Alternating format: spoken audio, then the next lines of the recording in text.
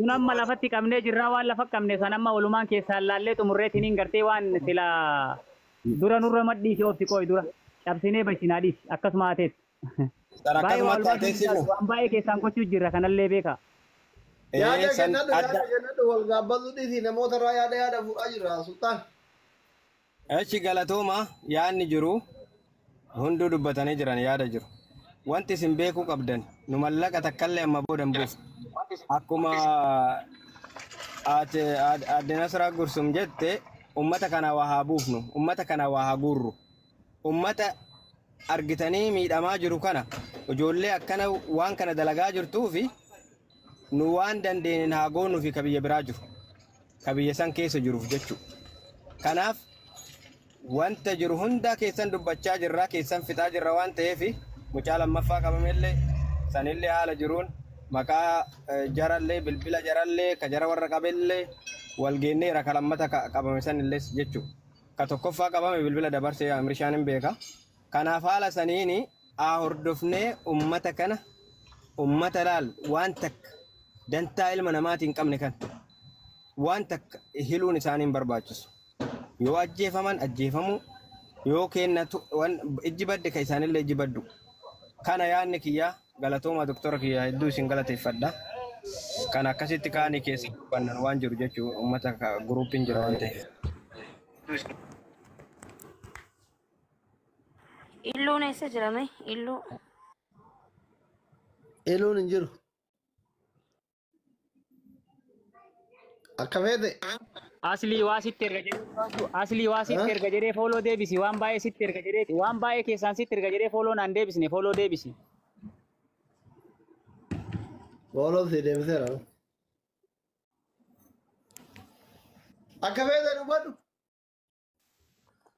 Ayyee sagaleen kiyya yoo dhaga'ame hin dhaga'amaami sagaleen kiyya.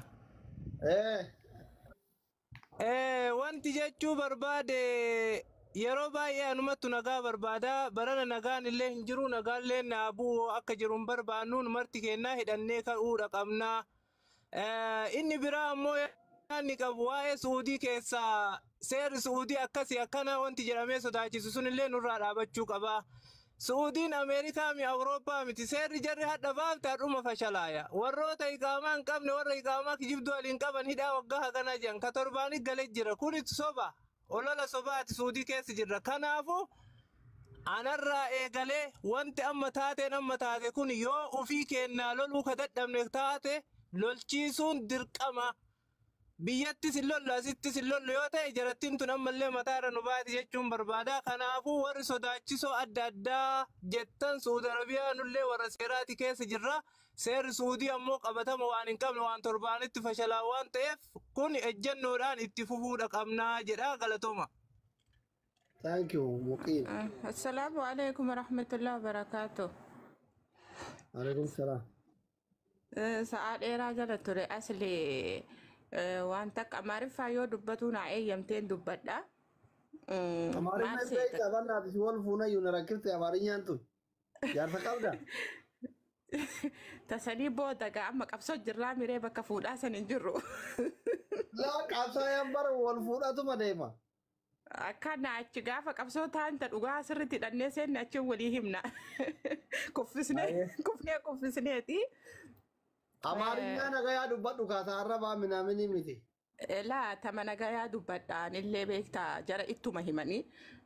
Yina kaa kunyinaa yiluኛል ወንበዴ ሳይነ ኩኛል ነካም ካሰውና ብት ያለ ይኸውላችሁ አንድ ስደተኛ ሆኖ በስደት ያለው ማህበረሰብ ለዚህ ሁሉ ድርጊት መገባበዝ በጣም ነው የሚያስጠላው። ግን አንድ ነገር ወቁ ባለፈው የሆነ ሰውዬ ወጥቶ ሳዑዲ አረቢያ ውስጥ ያሉትን ኦሮሞ ባለበት እዛችሁ ግደሉ ስል ያንን እዛችሁ ሄዳችሁ የኛ ልጆች ያዛችሁ ግደለም ከዛም ግን አናርፍ ብላችሁ ልጆችን እናስይዝና ኢትዮጵያ ድረስ ኢትዮጵያ ስትገባ ይሄን እንንገር ኢትዮጵያ ስትገባ ምታአስዘይ ወገን ኢትዮጵያ ምገባ እዛ ያያስከው ወንድሙ ስላለ ኢትዮጵያ ያለው ወገንህን ነው የምታስጨርሰው። ይሄንን ወቅ ትግል እስከሆነ ድረስ አንድ ከገደል ሁለት ገለልሃለሁ። አንድ ከገደልክብኝ ይሄንን ይሄው ድምጼ መቅዳት ትችላላችሁ። አንድ ኦሮሞ ምትገል ከሆነ 10 ኦሮሞ እንዲገደል ነው እኔ ደግሞ እንትን የማደርገው ድምፅ የምሆነው። ከገደላችሁኝ መግደል እናንተ ባመጣችሁት ጣጣ ራሳችሁ ትሸከሙታላችሁ አዛቡን ማለት ነው። ይሄንን ኦሮሞ ቁራና ጀታ ጅራ ጅራ ጅራ ተባራ ማሪፍ ከዛ ያምቱ 10 አማራ ጂ 10 አንቺ ማሪፍ ከዛ ሲገራሩም ተዚገረ ባልዮ ደገ ሚራ ከሰ ገለ ቱሬ ከነ ቱሬ አኛ ታምያው asli nafitatiisi kana ኦሮሞ ከጄሰን ታኔ ወርቅ ምጫት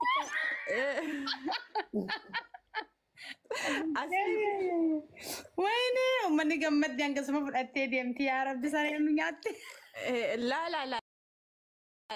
አስተካክልለታለሁ። ምን ችግር አለው? አማርኛ እጄ ላይ አይደል ያለው? ችግር የለም። አማርኛ የሷ ቋንቋ እስካልሆነ ድረስ እንዳፈለገችው እየተረመሰች መናገር ትችላለች።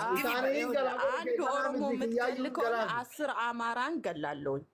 እናንተ ቅድም እነሱ ቤት ስር ቁጭ ብዬ እያዳመጥኩኝ ነበር። ምንድነው የሚሉት? አገር ቤት ድረስ እናስወርዳለን። አገር ቤት አንተ አስዘ የምታስወርደው ከዚህ ያለውን ሄዶ አማራህን ነው የምጨፈጭፍልህ። ይሄንን ወቁ። በስደት በዓለም እያለን ይሄንን ተንኮል ከምንተካከል ሰላምን ብንፈጥር ጥሩ ነበር። ሆኖም ግን እናንተ በጀመራችሁት ማንም መመለስልህ የለም። አይና ወጣቅ አይንሁ ይወጣል። እግሬን ከሰበርከኝ እግሩ ይሰበራል ወገንህን። ይሄንን እያወቅ መግባት ነበረበት። አንድ ሰውዬ ወጥቶ አሜሪካ ቁጭ ብሎ አምቡርገር እየበላ ሳዑዲ አረቢያ ውስጥ ያለውን ኦሮሞ በእያንዳንድ ግደል ስላለክ ብቻ ይሄንን ተግባር የምትተገብር ከሆነ ለምመጣብህ ጣጣ እንደጀመርከው ትጨርሰዋለህ። ምንም ልምጥምጥ ለሽምግልና እናንተ ስር የምህድ ኦሮሞ የለም። ከለቀክልኝ እለቅልሃለሁ፣ ከገደልክብኝ እገልብሃለሁ፣ ከአሰርክብኝ አስረዋለሁ። ይህ ነው። ደም በደም ይመለሳል። ደም መላሽ ብላችሁ የለ እኛም እንመለሳለን ደሙ። ይሄንን 4 ነጥብ እየመታው ነው የምነግርህ። ምትገለኝ ከሆነ እገልሃለሁ፣ ምትመታኝ ከሆነ እመታሃለሁ። ይሄንን ማወቅ አለባችሁ። ይሄንን እስክታውቁ ድረስ እናንተ የማይገባችሁን አጀንዳችሁን ኦሮሞ ምድረግስት አጠፋለሁ ስትል አንተ ከምድረግስት እንደምትጠፋ እያሰብክበት መናገር አለበት። እኔ ወገኔ ሞቶብኝ ገለህብኝ ጆሮን እየቆረጥክብኝ እጄን አጣጥፌ የምቀመጠው ምንም ምክንያት የለኝም። አማርኛን ገደላ ቀብድ ጀረ kana kanta ijoolleeteena asli location irra dalagaa jiran ammallee reefu mana isaanii jala taa'ee dhaggeeffadha. Ijoollee location isaanii akka cufatan deddeebisaa ittima. Location irratti fokasii godhaa jirti. Waan atamma jettu biran jirtu jar.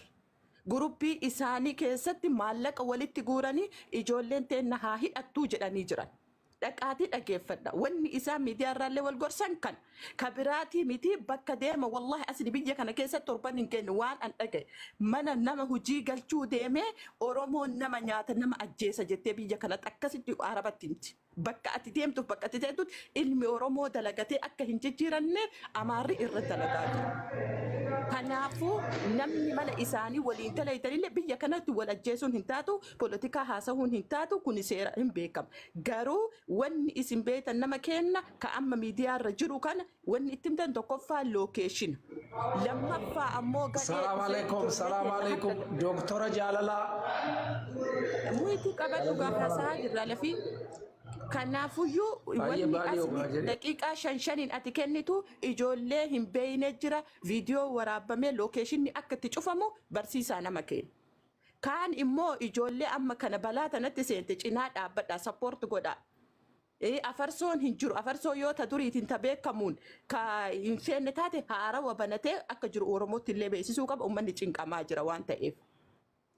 Sigaltee dhiifama. Kana waan ta'eef waan biraatiif immoo nama si ajjeese jedhu si ajjeesettee itti himtu. Lammaffaa ati ka achi yoon irraa ajjeeste anka biyya kiyya keessa jiru ka ollaa keetitti ibidda sii qaba yoon jedhin amaarri nama onnee guuteetti dubbatu feeti. Kadhaa hin jaalatu uummanni kun. Afarsoo godhuullee baattu akkuma isaan jedhan goota bira teette. Ati ka asiin irraa qabnaan ka biyyaatti sii duula jedhiin. Kana deebiin isaanii gahu. Wanni duubatti irraa deebi'an Oromoon lafarraa guddifannee isaan dhalfatanii isaan warqii nuti fandii namni namuma yoo nun kabajin nama kabaju nama nu kabaje kabajna nama nu kabajne qa'ee keenya irratti nu gabroonfata gabrummaa farqan kennin dura bu'aa itti dubbadha qooda dhufte waliin qoodamna wanni takkan jirtu wanni duubatti irraa nu deemu.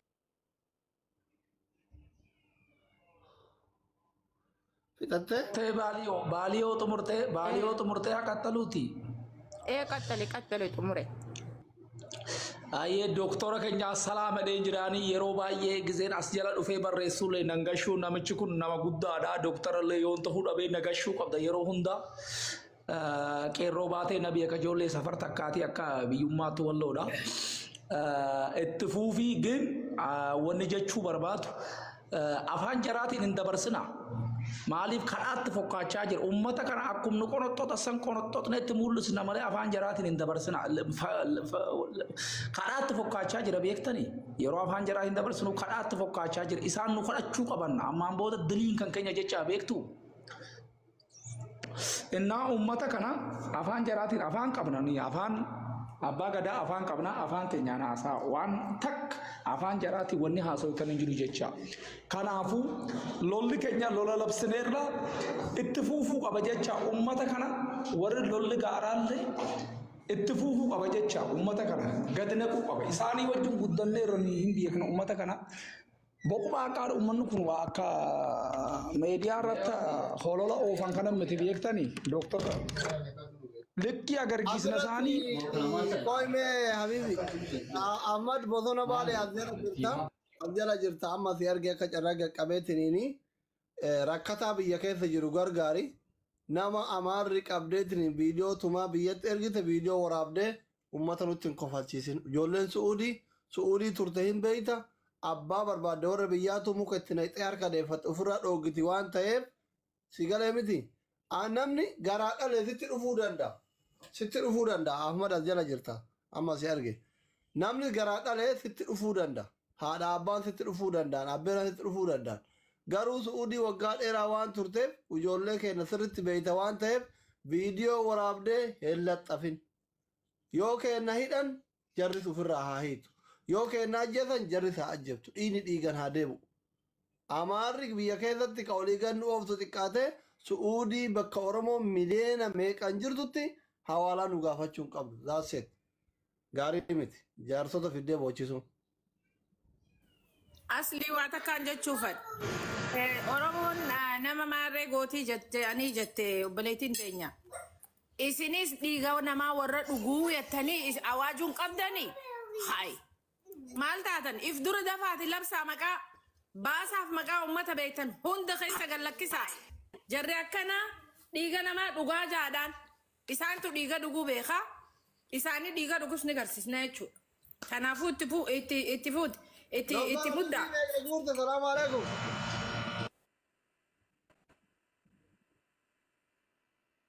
السلام عليكم ورحمة الله وبركاته. أصلي أنا رابعة وأنا أنجد وإجولة كما صدوم كما شنتما قافة كنا Oromoon kuma dhibba haa gaafatu ka qabdisan kuma dhibba haa gaafatu dachaa lamaa sadi goote. Hoy neetworkii qabaa jira biyya rafaanii jiru. Hin dhagama.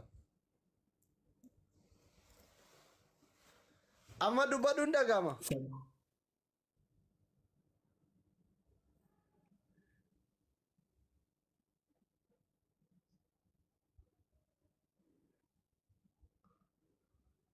Neetworkiin kee jiru Ahmad.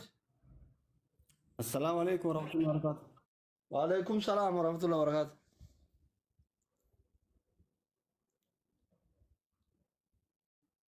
يو سجلين كي لقى مي سجلين كي. أوف. يو لقى مي أكا ورا بطني اللي بربادا. يعني كوني مرتسى وانتف. Wanni kun kallattiin bakka san jira waan ta'eef dhimmi kun na laallatalleedha. Yeroo hedduu argitanii jettan guyyaa baay'ee osoo waan dhimma kanaallee feesbuukii irratti illee maxxansin osoo manguddoo sanillee bakka sanuu dhaqee maatii biraayyuu yeroo hedduu na barbaadanii yeroo sadi deebi'anii afur deebi'anii jalallee dhiyeessellee waan kana hin dubbadhulleedha. Mee waa addaan baafadha haga jedhu takka baay'ee ture. Garuu akkuma isin argitan abbaan dhufee hulaatiyyatti fakkeenya gaggabee natti boohee viidiyoo san daqiiqaa muraasaaf maxxansee yoo san ofirraa haqee ammallee deebi'ee maatimmaan haadha argee garaan nama dadhabee miiratti seenee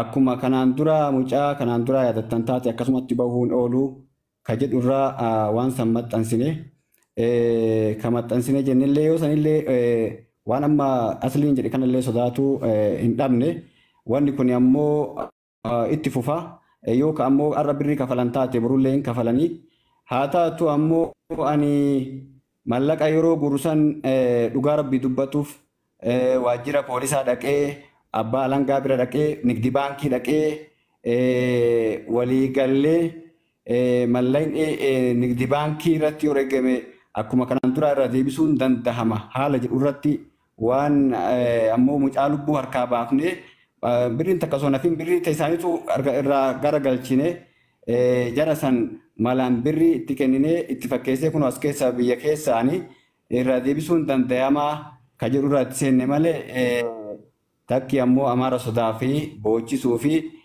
waan biraatiif miti. Haa taatu amma dubbiin baddee jirti. Dubbiin maalii fi eega namni biraa ka qabamu taate jecha kiyya kana dhageeffadha. Kallatti namni birrii jara galchullee ana waan taateef. Namni birrii san birrii amma guuramtellee amaarsa wajjin haasayaa jiru kallattiin ana waan taateef jechi kiyya kun murteessaa waan taateef dhageeffadhaati.